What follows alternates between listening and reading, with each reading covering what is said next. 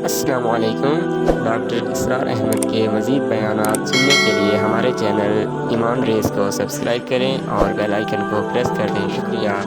حضرت علی نے کوفہ کو اپنا مرکز بنایا اور نتیجہ یہ ہوا کہ سبائیوں کا بھی مرکز وہی بن گیا، چونکہ انہوں نے اپنے آپ کو گردا گرد رکھا حضرت علی کے رضی اللہ تعالیٰ۔ اب ظاہر بات ہے کسی پرٹیکولر پرسن کے خلاف تو کوئی مقدمہ موجود تھا نہیں، بلکہ جب جنگ جمل ہو رہی تھی، ابھی جنگ نہیں ہوئی تھی، حضرت عائشہ، حضرت طلحہ، حضرت زبیر وہ لے کر آئے تھے لشکر اس مطالبے کے لیے کہ حضرت عثمان کے قاتلوں کو سزا دی جائے، قصاص لیا جائے۔ حضرت علی رضی اللہ تعالیٰ عنہ سے گفت و شنید ہو رہی تھی۔ حضرت علی جو ہے اس پر آمادہ ہو گئے کہ ٹھیک ہے، میں جو بھی قاتلین عثمان ہیں ان کو گرفتار کر کے سزا دوں گا۔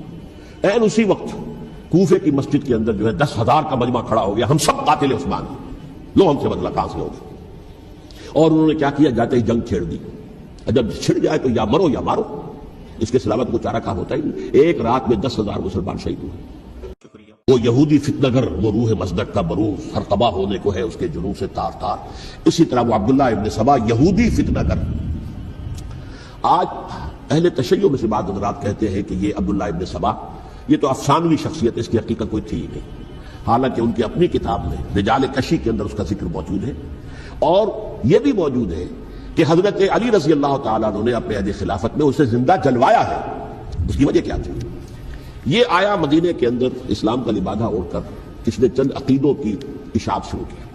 سب سے پہلے حضرت علی تو خدا ہیں، گاڈ انکارنیٹ، اوتار کا تصور، جیسے ہندوؤں میں ہے رام چندر جی خدا کا اوتار، اور عیسائیت میں بھی پہلے گاڈ انکارنیٹ کا تصور تھا کہ حضرت مسیح خدا کا اوتار ہے، انکارنیشن آف گاڈ۔ تو اس نے کہا کہ حضرت علی تو خدا کا اوتار ہے، خدا ہے۔ نمبر 2، اس نے کہا کہ ہر نبی کا ایک وصی ہوتا ہے جس کے حق میں وہ وصیت کرتا ہے، تو حضور صلی اللہ علیہ وسلم کے وصی حضرت علی ہے، لہذا خلیفہ تو اول روز سے حضرت علی ہے، حضرت ابو بکر، حضرت عمر، حضرت عثمان یہ تو غاصب ہے، اور حضرت عثمان کی خلافت تھی اس وقت تو خاص طور پر۔ پھر اس نے جو قبائلی عصبیت تھی اسے بھڑکایا۔ پرانی جو عصبیت چل رہی تھی قریش کے اندر، وہ دو گھرانے ایک دوسرے کے مد مقابل تھے۔ دیکھیے، ایک ہوتا ہے قبیلہ، ایک ہوتا ہے گھرانہ۔ ہمارے پنجاب میں ایک قبیلہ ہے وٹو قبیلہ، اس کے گھرانے بہت سے، مانے کے، لالے کے، سجے کے، شامت کے، یعنی کوئی لالا تھا ان میں سے بڑا، ان کے بیٹے ہو گئے لالے کے، ان کی اولاد، خاندان یہ کہلاتے ہیں۔ قبیلہ ایک، یہ وٹو قبیلہ۔ تو قبیلہ تھا قریش، اس میں گھرانے بہت تھے، بنو ہاشم، بنو امیہ، بنو تیم، بنو عدی، یہ بہت سے گھرانے تھے۔ تو چوٹی کے دو گھرانے جو تھے وہ بنو ہاشم اور بنو امیہ، ان کے درمیان چپلش تھی، مقابلہ، مسابقت، اور یہ مسابقت فی الخیر بھی ہوتی تھی۔ اگر انہوں نے غریبوں کو کھانے کھلائے ہیں تو ہم ان سے بڑھ کر کھلائیں گے، اگر وہ حاجیوں کی خدمت کرتے ہیں تو ہم ان سے بڑھ کر کریں گے۔ تو ان کے اندر یہ مسابقت فی الخیر بھی تھی، لیکن چپلش تھی کہ کوئی ہم سے آگے نہ نکل جائے، وہ سمجھتا تھا وہ آگے نہ نکل جائے۔ اس شخص نے اس پرانی عصبیت کو تازہ کیا کہ حضور تو بنو ہاشم میں سے تھے، لہذا خلافت حق ہے بنو ہاشم کا، یہ غاصب ہے۔ اس سے پہلے دو خلفاء جو تھے وہ نہ بنو ہاشم سے تھے نہ بنو امیہ سے تھے۔ حضرت ابو بکر بنو تیم میں سے تھے، چھوٹا قبیلہ تھا۔ حضرت عمر بنی عدی میں سے تھے، وہ بھی چھوٹا قبیلہ تھا۔ یہ حضرت عثمان پہلے خلیفہ جو بنو امیہ میں سے تھے، جن کی پرانی چپلش بنو ہاشم سے تھی۔ اب اس کو موقع مل گیا کہ پرانی قبائلی عصبیت کو بھڑکایا۔ یہ ہے اصل میں اس فتنے کا پس منظر عبداللہ ابن سبا نے جو آ کر پھیلایا ہے، اور اس کی تفصیل میں اس وقت میں نہیں جا سکتا، کیسے یہ فتنہ پروان چڑھا، کیا انہوں نے اسٹریٹجی اختیار کی، کہ یہ کیا کرتے تھے، گروہ بنا کر بھیجتے تھے لوگوں کو، کوفے میں جاؤ تو وہاں پر دمشق کے گورنر کے خلاف اور مصر کے گورنر کے خلاف الزامات لگاؤ، اس نے یہ کیا، وہ غبن کر گیا، وہ یہ کر گیا، وہ خیانت کر رہا ہے، وہ رشتہ داروں کو پال رہا ہے، اور عثمان کے خلاف بھی تقریریں کرو رضی اللہ تعالیٰ عنہ۔ دمشق میں جاؤ تو کوفے کے گورنر کے خلاف، کیونکہ دمشق کے گورنر کے خلاف بات کرو گے تو لوگوں کو معلوم ہوگا کہ یہ جھوٹ بول رہے ہیں، لیکن یہ کہ وہاں تو تم بات کرو کوفے کے گورنر کے خلاف اور مصر کے گورنر کے خلاف اور حضرت عثمان کے خلاف۔ مصر میں جاؤ تو بات کرو کوفے کے اور شام کے گورنر کے خلاف اور حضرت عثمان کے خلاف۔ یہ انہوں نے ایسا اٹھایا، اور اس زمانے میں آپ کو معلوم ہے ذرائع رسل و رسائی تھے نہیں، نہ اس فتنے کی پتہ چل سکا جب تک کہ وہ فتنہ جو ہے پوری طرح برگ و بار لا کر تراوٹ درخت نہیں بن گیا۔ اس کے نتیجے میں حضرت عثمان رضی اللہ تعالیٰ عنہ شہید ہوئے، اور خلیفہ پھر حضرت علی رضی اللہ تعالیٰ عنہ کو انہی سوائیوں نے، جنہوں نے گھیراؤ کیا تھا، جنہوں نے حضرت عثمان کو شہید کیا ہے، یہی حضرت علی رضی اللہ تعالیٰ عنہ کے ارد گرد ہوئے۔ اور حضرت علی رضی اللہ تعالیٰ عنہ بھی نہیں چاہتے تھے خلافت کی بیعت لینا، لیکن آخر کیا کرتے؟ کیا وہ امت کو بغیر خلیفہ کے چھوڑ دیتے؟ حضرت زبیر سے کہا گیا، انہوں نے نہیں مانا، رد کر دی بات۔ حضرت طلحہ سے کہا گیا، انہوں نے نہیں مانا، حضرت علی سے کہا گیا۔ اب عشرہ مبشرہ میں سے یہی تو تھے نا، لہذا انہوں نے تسلیم کر لیا، خلافت ہو گئی۔ لیکن اس کے بعد جو خانہ جنگی ہوئی ہے، اس خانہ جنگی کے نتیجے میں نوٹ کر لیجئے کہ 1,00,000 کے قریب مسلمان ایک دوسرے کی تلواروں اور نیزوں اور برچھیوں اور تیروں سے ختم ہو گئے، ہلاک ہو گئے۔ یہ ہماری تاریخ کا تاریخ ترین باب ہے۔ 5 سال، 4.5 سال حضرت علی کی خلافت کے اور 6 مہینے حضرت حسن کی خلافت کے رضی اللہ تعالیٰ عنہ۔ اس سے کیا ہوا کہ ایک طرف تو اسلام کی جو توسیع ہو رہی تھی، تھمتا نہ تھا کسی سے سیل رواں ہمارا، وہ سیلاب ہو گیا، انٹرنل سیبوٹاج ہو گئی نا، اب تو اندر ہی آپس ہی میں اگر دست و گریبان ہو گئے تو باہر اب کیا توسیع کرتے ہیں، وہ توسیع کا عمل ہو گیا۔ اور یوں سمجھیے کہ جیسے ٹرک اگر کبھی چل رہا ہو، بھرا ہوا ہو، لوڈنگ، اور وہ چڑھائی چڑھ رہا ہو، تو اگر کہیں موشن ٹوٹ جائے، ٹرک کو رکنا پڑے، تو ڈرائیور کے جان پر بن جاتی ہے، اس لیے کہ اس کو دوبارہ سٹارٹ کرنا، اور جبکہ وہ چڑھائی پر ہے، انکلائن پر ہے، آسان کام نہیں ہوتا، خطرہ ہوتا ہے وہ پیچھے جو ہے وہ نہ جائے۔ اور پہاڑی علاقوں میں آپ کو معلوم ہے ذرا پیچھے چلے جانے کا مطلب جو ہے بہت خطرناک جو ہے نتیجہ نکل سکتا ہے۔ بہرحال حضرت علی رضی اللہ تعالیٰ عنہ نے اپنے خلافت میں ایک کام یہ کیا، اب اس کی کیا مصلحتیں تھیں یہ تو انہی کے علم میں ہوگا، ہم قیاس کر سکتے ہیں، میں اس میں نہیں جانا چاہتا۔ ابھی تک خلافت کا مرکز تھا مدینہ منورہ، حضرت ابوبکر، حضرت عمر، حضرت عثمان، وہیں جہاں حضور صلی اللہ علیہ وسلم رہے تھے اور جہاں پر کہ حضور مدفون تھے۔ لیکن حضرت علی نے اپنا مرکز جو ہے وہ کوفہ بنا دیا۔ اچھا، اس کی ایک ظاہری وجہ یہ سمجھ میں آتی ہے کہ اسلام کا جو پھیلاؤ ہو گیا تھا، وہ سلطنت اتنی وسیع ہو گئی تھی کہ مدینہ منورہ بہت جنوب میں اور بڑے صحرا کو عبور کر کے جانا ہوتا تھا۔ کوفہ جبکہ ایسی مقام پر تھا کہ جہاں سے مشرقی راستہ جا رہا ہے ایران کو، عراق کے اندر تو ہے وہ شہر کوفہ، اور ایران اور خراسان اور ہندوستان کو راستہ جا رہا ہے، وہیں سے شمال کی طرف جا رہا ہے، شام کی طرف اور ترکی کی طرف، اور وہاں سے پھر یہ کہ مغربی افریقہ کو بھی کنٹرول کرنا، جو شمالی افریقہ کو، وہ بھی آسان تھا۔ بہرحال حضرت علی نے کوفہ کو اپنا مرکز بنایا، اور نتیجہ یہ ہوا کہ سبائیوں کا بھی مرکز وہی بن گیا، چونکہ انہوں نے اپنے آپ کو گردا گرد رکھا حضرت علی کے رضی اللہ تعالیٰ۔ اب ظاہر بات ہے کسی پرٹیکولر پرسن کے خلاف تو کوئی مقدمہ موجود تھا نہیں، بلکہ جب جنگ جمل ہو رہی تھی، ابھی جنگ نہیں ہوئی تھی، حضرت عائشہ، حضرت طلحہ، حضرت زبیر وہ لے کر آئے تھے لشکر اس مطالبے کے لیے کہ حضرت عثمان کے قاتلوں کو سزا دی جائے، قصاص لیا جائے۔ حضرت علی رضی اللہ تعالیٰ عنہ سے گفت و شنید ہو رہی تھی، حضرت علی جو ہے اس پر آمادہ ہو گئے کہ ٹھیک ہے، میں جو بھی قاتلین عثمان ہیں ان کو گرفتار کر کے سزا دوں گا۔ این اسی وقت کوفے کی مسجد کے اندر جو ہے 10,000 کا مجمع کھڑا ہو گیا، ہم سب قاتل عثمان ہیں، لو ہم سے بدلہ کہاں سے لوگے۔ اور انہوں نے کیا کیا، جاتے ہی جنگ چھیڑ دی، جب چھڑ جائے تو یا مرو یا مارو، اس کے سلامت کو چارہ کام ہوتا ہی نہیں۔ ایک رات میں 10,000 مسلمان شہید ہوئے، جن میں 2 عشرہ مبشرہ میں سے حضرت زبیر اور حضرت طلحہ رضی اللہ تعالیٰ۔ تو یہ صورت تھی، سبائیوں نے گھیراؤ کیا حضرت علی کا رضی اللہ تعالیٰ۔ حضرت معاویہ دعوے دار نہیں تھے خلافت کے، قطعاً نہیں، ان کا صرف ایک دعویٰ تھا، اور وہ یہ تھا کہ عثمان کے قاتلوں کو گرفتار کرو، یا خود سزا دو یا ہمارے حوالے کرو، ہم اس سے قصاص لیں گے۔ اس لیے کہ قبیلہ بنو امیہ کا تھا، اور حضرت ابی معاویہ بنو امیہ میں سے، تو ایک خاندانی طور پر جو ہے ہم قصاص لیں گے ان سے جنہوں نے قتل کیا ہے حضرت عثمان کو۔ لیکن یہاں ظاہر بات ہے کہ حضرت علی رضی اللہ تعالیٰ عنہ کی طرف سے مطالبہ یہ ہوتا تھا، تم پہلے میری بیعت کرو، میرے ہاتھ مضبوط کرو تاکہ میں ان کے خلاف کوئی اقدام کر سکوں۔ لیکن انہیں یہ اندازہ تھا کہ اگر میں نے بیعت کی تو ظاہر بات ہے کہ حضرت علی تک پہنچنے سے پہلے مجھے گردن اڑا دیں گے یہ لوگ، اس لیے کہ سبائی جو ہے وہ آپ کو گھیرے ہوئے۔ بہرحال ایک عجیب الجھاؤ، ایک ڈائلیما تھا جس کی وجہ سے یہ جنگ چلتی رہی، اور حضرت علی رضی اللہ تعالیٰ عنہ کو انہی کے شیعان علی ہی کے اندر سے وہ جماعت علیحدہ ہوئی تھی جس کو ہم خوارج کے نام سے جانتے ہیں، اور ایک خارجی ملزم ابن ملجم ہی نے حضرت علی کو شہید کیا رضی اللہ تعالیٰ عنہ۔ پھر حضرت حسن رضی اللہ تعالیٰ عنہ، اب دیکھیے کس قدر صحیح بات تھی جو حضرت علی رضی اللہ تعالیٰ عنہ نے فرمائی جب ان سے کہا گیا کہ کیا ہم آپ کے بیٹے حسن کے ہاتھ پر بیعت کر لیں رضی اللہ تعالیٰ عنہ۔ فرمایا نہ میں تمہیں اس کا حکم دیتا ہوں نہ میں اس سے روکتا ہوں، یہ تمہارا معاملہ ہے، امرہم شورا بینہم، تم اپنے باہمی مشورے سے جو فیصلہ کرو گے ٹھیک ہے، میں نہ حکم دیتا ہوں نہ روکتا ہوں۔ اس کا کیا مطلب ہے؟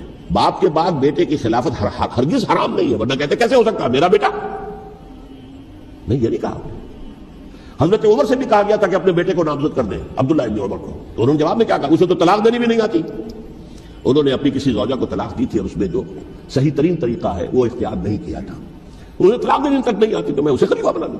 یہ نہیں کہا تھا کہ باپ کے بعد بیٹا خلیفہ نہیں ہو سکتا، یہ تو نہیں تھا، کہیں خراب نہیں ہے، نہ کتاب و سنت میں نہ کوئی حدیث ہے نہ کہیں قرآن مجید میں۔ تو حضرت علی نے بھی فرمایا رضی اللہ تعالیٰ، نہ میں روکتا ہوں نہ حکم دیتا ہوں، یہ تمہارا اپنا معاملہ ہے۔ بہرحال حضرت حسن رضی اللہ تعالیٰ عنہ نے حضرت امیر معاویہ سے صلح کر لی، خلافت ان کو سپرد کر دی۔ دیکھیے میں حضرت ابوبکر، حضرت عمر، حضرت عثمان، حضرت علی کے ساتھ حضرت حسن کے دور خلافت کو بھی خلافت راشدہ میں سے سمجھتا ہوں، اور تبھی 30 سال پورے ہوتے ہیں اس حدیث کے مطابق کہ حضور نے فرمایا خلافت 30 برس رہے گی پھر ملوکیت آ جائے گی۔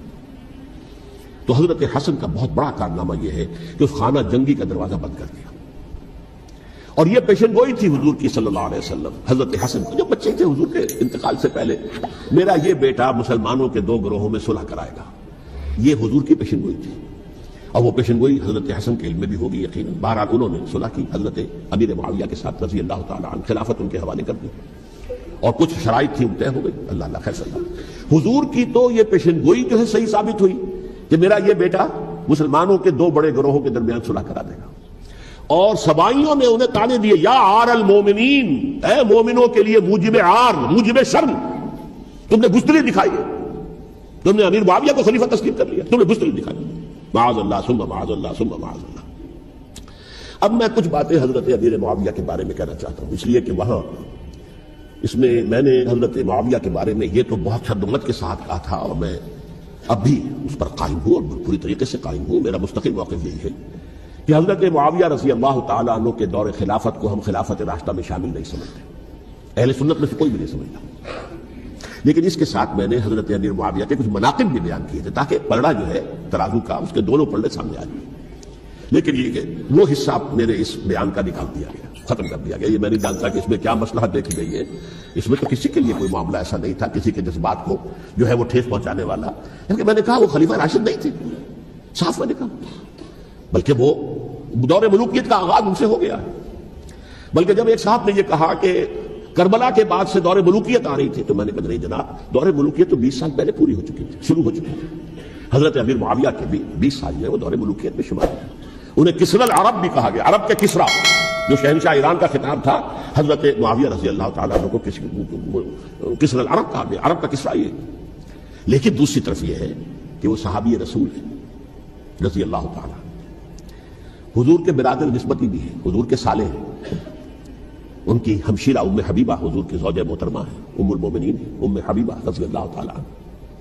پھر کس قدر معتمد علیہ تھے حضور کے کہ کاتبان وحی میں شامل تھے، وحی کی کتابت کرنے والے چند لوگ تھے جنہیں کہ حضور کہتے تھے کہ اب یہ آیت لکھ لو، ان میں سے ایک امیر معاویہ بھی رضی اللہ تعالیٰ۔ تو بڑے توازن کی ضرورت ہے۔ دیکھیے صحابہ کرام کا جہاں تک تعلق ہے، اہل سنت کا موقف یہ ہے کہ صحابہ کلہم عدول، صحابہ سب کے سب نیک نیت ہیں، اور ان کی روایت جو ہے قبول کی جائے گی، رد نہیں کی جائے گی، ان پر کوئی جرح و تعدیل نہیں ہوگی، اس لیے کہ ان کا تزکیہ محمد رسول اللہ صلی اللہ علیہ وسلم نے کیا تھا۔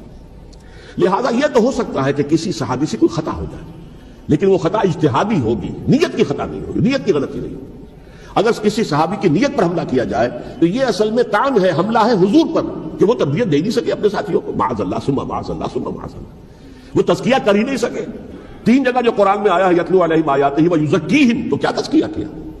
اگر ان کے قریب ترین ساتھی جو تھے، اگر ان کے اندر بھی بدنیتی تھی اور دنیا کی طلب تھی اور دنیا کے اندر اقتدار حاصل کرنے کا جذبہ تھا، تو پھر کیا تزکیہ کیا؟ معاذ اللہ ثم معاذ اللہ۔ لہذا صحابہ سب کے سب عدول ہیں، اور ان سے اختلاف ممکن ہے، لیکن ان کی نیت پر حملہ نہیں ہو سکتا۔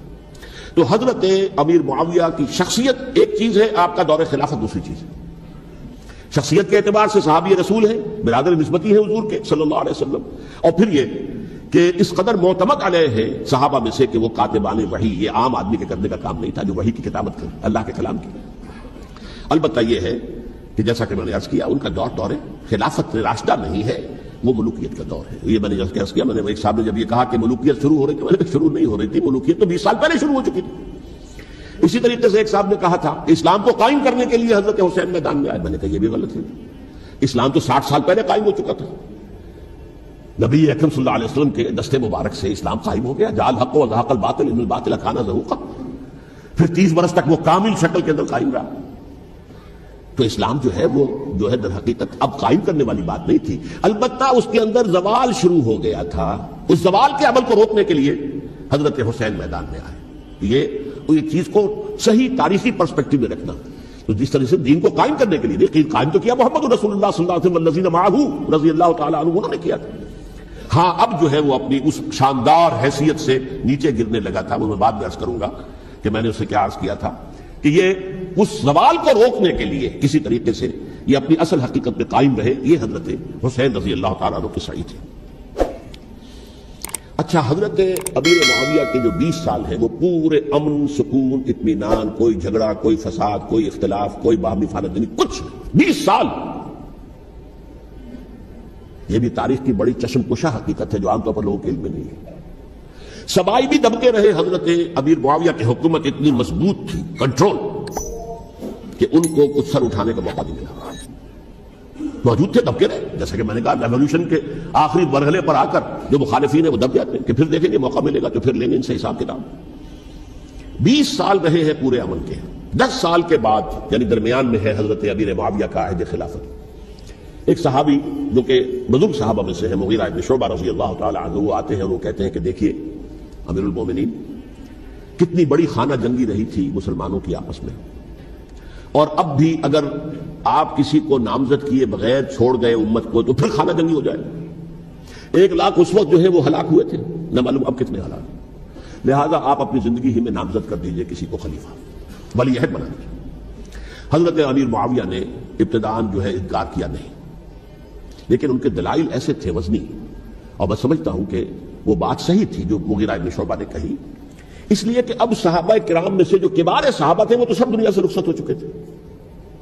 اب تو یا صغار صحابہ رہ گئے تھے جو حضور کے زمانے میں بچے تھے، حضرت حسن، حضرت حسین، عبداللہ ابن زبیر، یہ بچے تھے نا، یا تو وہ تھے، اور یا بالکل نو مسلم تھے، اور نو مسلموں میں بڑی تعداد وہ تھی جو ایرانیوں کی تھی، شامیوں کی تھی، ادھر کی تھی، تو ان کو تو ظاہر بات ہے کہ تربیت نبوی سے کیا خلافت راشدہ سے بھی اکثر و بیشتر کو کوئی حصہ ملا ہی نہیں۔ تو اس صورت میں اب وہ اعلیٰ ترین معیار پر حکومت کے نظام کو قائم کرنا ممکن نہیں ہے۔ کوئی قبائلی عصبیت جب تک حکومت کی پشت پر نہیں ہوگی، حکومت مستحکم نہیں ہوگی۔ یہ گویا کہ ایک جس کو کہتے ہیں کہ حقیقت بینی، واقعیت پسندی، ایک آئیڈیالزم ہے اور ایک ریئلزم ہے کہ آپ فیکٹس آن دی گراؤنڈ کو غور کریں، سوچیں اس کے اوپر اور پھر کوئی فیصلہ کریں۔ اس اعتبار سے پھر حضرت امیر معاویہ نے بات مان لی اور بیعت لے لی لوگوں سے حضرت یزید کے لیے کہ یہ خلیفہ ہو گئے میرے بعد، اس کو ولی عہدی کہتے ہیں۔ اچھا، اس وقت 5 افراد ایسے تھے کہ جنہوں نے اس سے اختلاف کیا، یہ بات بہت اہم ہے۔ میرا کتاب کیا ہے، سانحہ کربلا، اس کے کچھ نسخے آج یہاں ہوں گے، آپ لوگ پڑھیے اسے غور سے اور پھیلائیے تاکہ حقیقت سامنے آئے۔ 5 افراد کون تھے جو ہونے چاہیے؟ ابو بکر فوت ہو گئے، ان کے بیٹے عبد الرحمن ابن ابی بکر۔ عمر فوت ہو گئے، ان کے بیٹے عبداللہ ابن عمر۔ عباس فوت ہو گئے، ان کے بیٹے عبداللہ ابن عباس۔ زبیر فوت ہو گئے، ان کے بیٹے عبداللہ ابن زبیر۔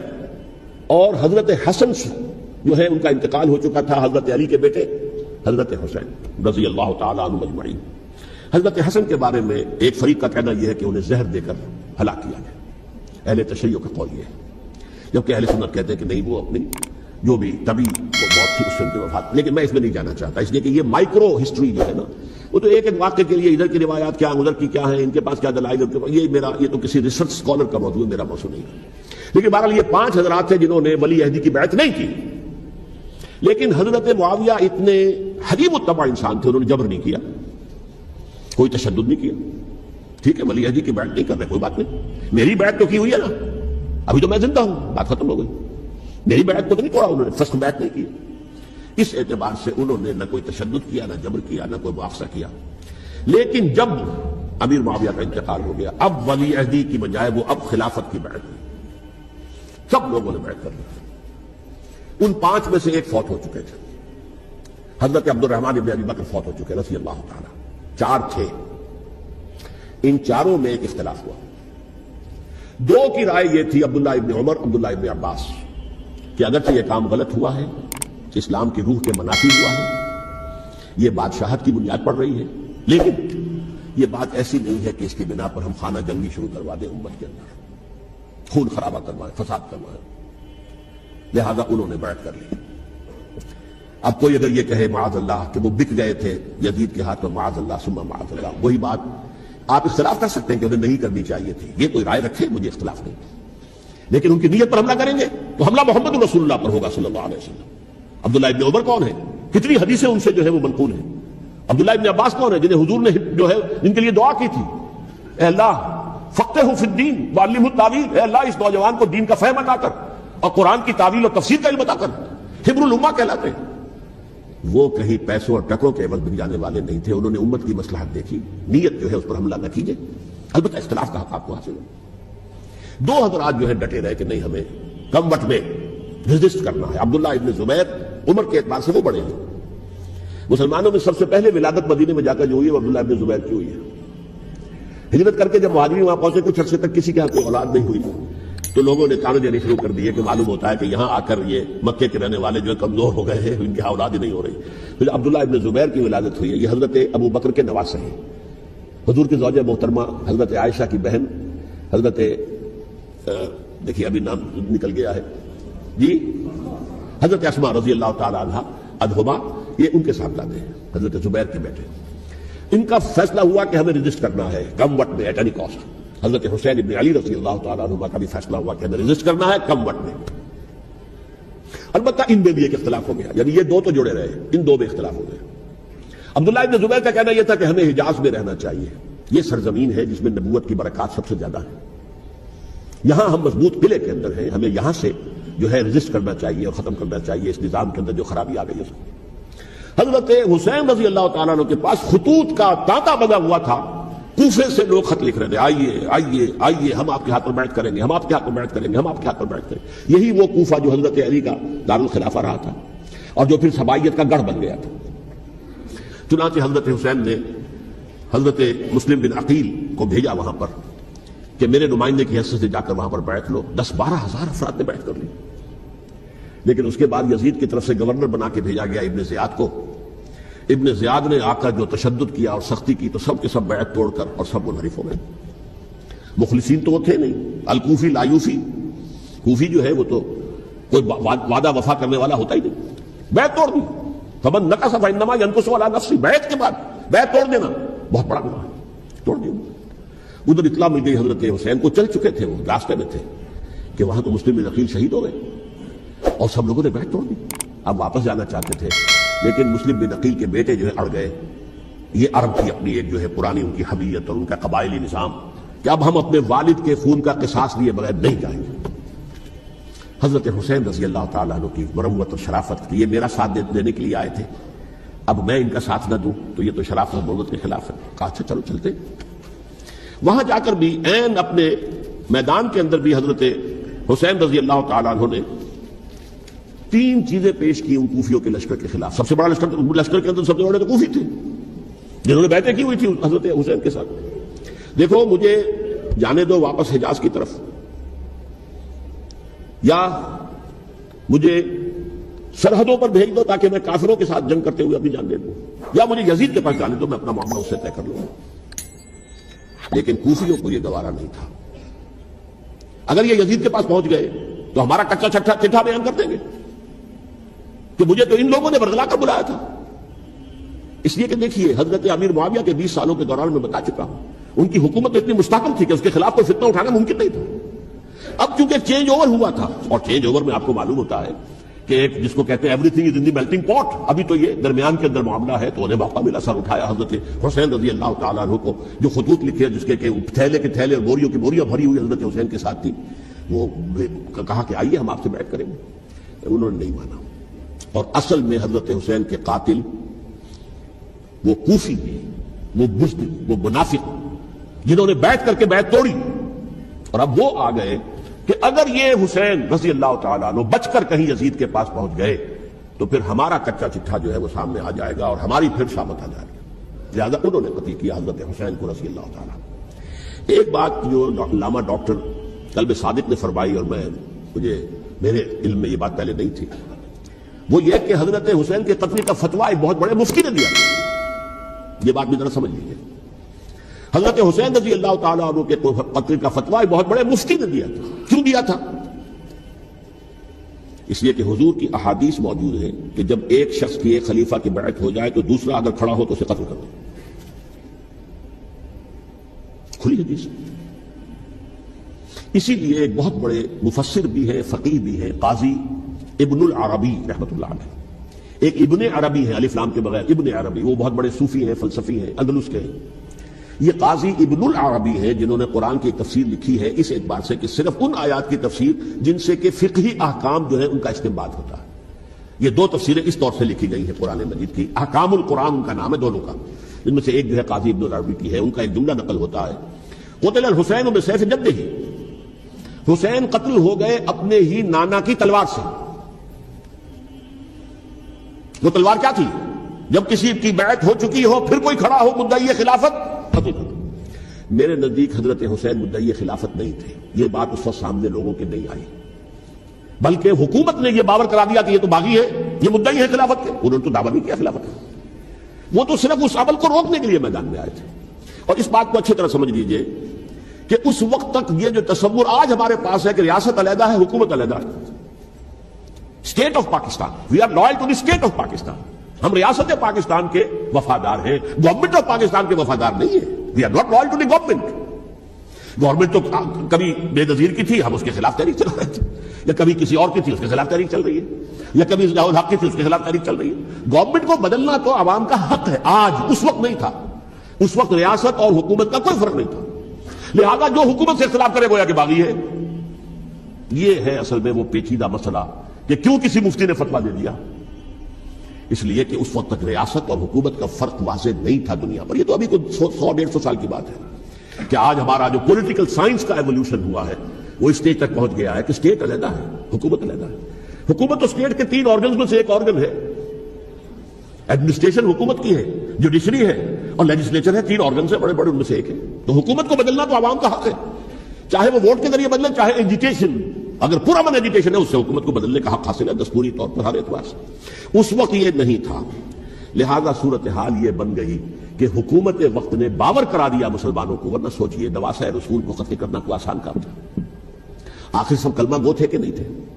کلمہ گو تو تھے نا، اور حضور سے عقیدت و محبت سے کبھی، لیکن یہ کہ فتویٰ، اگر ایک بہت بڑے مفتی کا جو کہ حضرت علامہ ڈاکٹر قلب صادق صاحب نے فرمایا، مجھے اس مفتی کا نام بھی معلوم نہیں، کہ ایک مفتی ہی کا فتویٰ تھا وہ، جس کے بنا پر اب ان لوگوں نے حضرت حسین کو قتل کیا، اور یہی وجہ ہے کہ انہوں نے پھر خیموں کو بھی آگ لگا دی۔ بھائی حالانکہ دیکھیے اگر دشمنی کا انتقام ہوتا تو حضرت علی بن حسین جو بیمار تھے، جو بعد میں زین العابدین رحمت اللہ علیہ کے نام سے پھر یہ اہل تشیع کے چوتھے امام معصوم ہیں، حضرت علی، حضرت حسن، حضرت حسین، اور پھر حضرت علی بن حسین زین العابدین رحمت اللہ علیہ، کیا ان کو بھی قتل کرتے تھے؟ حضرت حسین کی نسل ہی ختم ہو جاتی، لیکن نہیں کیا۔ آگ کیوں لگائی؟ آگ اس لیے لگائی کہ وہ جو ڈاکومنٹری پروف ہے ہماری غداری کا یزید کے خلاف حضرت حسین کو جو ہم نے دعوت دی، وہ جو ڈاکومنٹری پروف خطوط کی شکل میں موجود ہے وہ ختم ہو جائے۔ That's why۔ السلام علیکم۔ ڈاکٹر اسرار احمد کے مزید بیانات سننے کے لیے ہمارے چینل ایمان ریز کو سبسکرائب کریں اور بیل آئیکن کو پریس کر دیں۔ شکریہ۔